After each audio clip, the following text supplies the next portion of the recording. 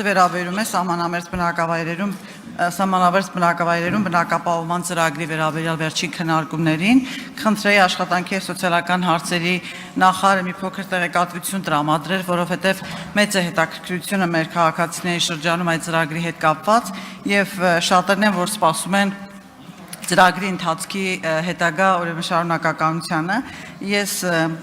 ընդհանրապես ակնկալում եմ որոշակի տեղեկատվության տրամադրում արդյունքների ամփոփման վերաբերյալ եւ ինչ կարող ենք այս պահին որպես ուղեր ցեղել մեր քաղաքացիներին։ Շնորհակալ եմ։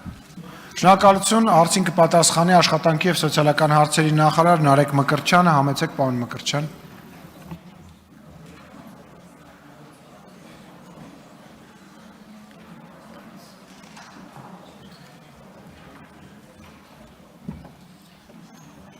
Տիգրանյան, շնորհակալություն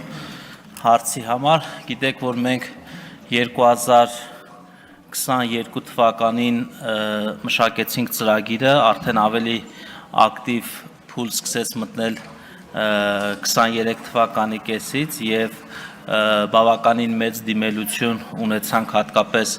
24 թվականին եւ մենք որոշակիորեն լավարկելու նպատակով 24 թվականի օգոստոսին փոփոխություններ իրականացրեցինք եւ 500-ով ավելացրեցինք քվոտաների տեղը բնականաբար այդ նոր փոփոխությամբ եւ ակնկալում ենք որ առաջիկա ամիսներին այդ փոփոխությունից հետո պետք է որ մինչեւ տարվա վերջ լրանային այդ 500-ը, բայց շաբաթների ընթացքում լրացվեց եւ մենք որոշեցինք դադար վերցնել ուսումնասիրելու համար բոլոր դեպքերը մանրամասն եւ ըստ էության մենք ունենք արդեն նախնական պատկերը ուսումնասիրության, գիտեք որ օրերս նաեւ վարչապետի գլխավորությամբ ամփոփվեց ծրագրի արդյունքները եւ որպես ուղերձ կարող եմ ասել, որ մենք ուսումնասիրությունները դեռ շարունակում ենք եւ առաջիկայում վերջնական պատկերը ստանալուց հետո որոշակի ավելի թիրախային տարբերակով վերլուծության արդյունավետ պատկեր ունենալուց հետո կարողանանք մենք հայտարարել թե շարունակելու ենք թե չենք շարունակելու, ինչպես ենք շարունակելու, ինչ չափորոշիչներ են այդտեղ գործելու, բայց մի բան ակնհայտ է, որ այս ծրագիրը ամենապահանջված ծրագրերից մեկն է եւ իր մուլտիպլիկատիվ էֆեկտով բավականին այսպես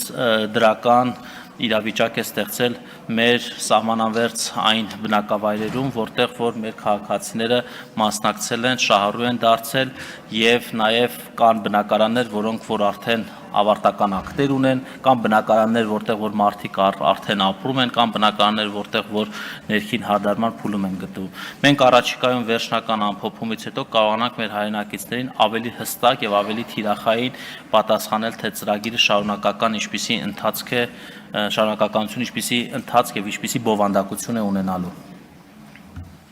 Շնորհակալություն, արձագանք, համեցեք Տիկին Տիգրանյան։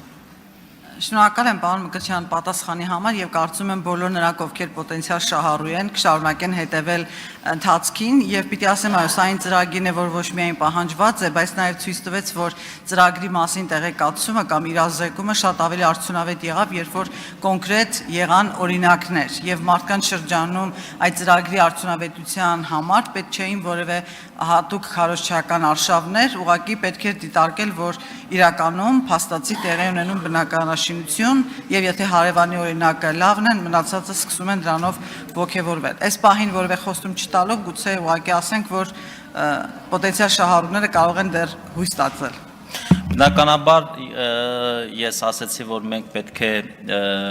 քննարկենք նաև այդ բոլոր պոտենցիալ շահառուները, ունենք մենք դիմումներ, որոնք որ ծրագրի ավարտից հետո շինթույլտվություն են ստացել, հող են ձեռք բերել եւ այլն մարդը, մենք այդ կոնկրետ դեպքերն էլ կուսումնասիրենք եւ